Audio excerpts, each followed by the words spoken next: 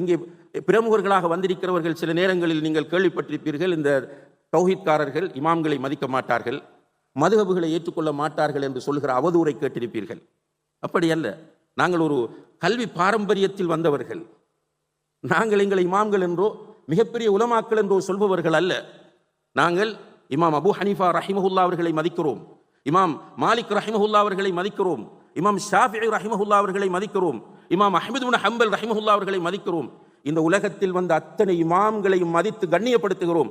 அவர்களுடைய பெயர்களை சொல்லும் போது எங்களுடைய ஆசான்கள், நாங்கள் சின்ன பருவத்தில் அவர்களிடம் படிக்கும் போது, மாலிக் என்று சொன்னால் உனக்கு என்ன மச்சானா என்று கேட்பார்கள்.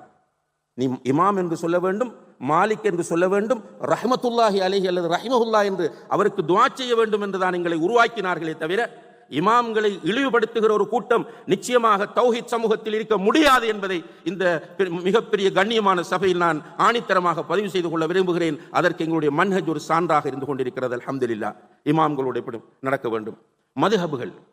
மதுஹபுகளை பற்றிய புரிதல் தேவை. மதுஹபுகளை நாங்கள் மறுக்கவில்லை.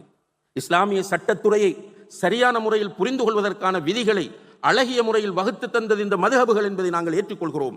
அதை இந்த புத்தகத்தில் எழுதியிருக்கிறோம். அதற்காக ஒரு மதுஹபை கண்மூடித்தனமாக பின்பற்றக்கூடாது என்று மட்டும்தான் நாங்கள் சொல்லுகிறோம். அது எங்கும் சரி வராது. கண்மூடித்தனமாக பின்பற்றுவதென்றால் குர்ஆன் ஹதீஸ் மட்டும்தான் அல்லாஹ் சொல்கிறான்.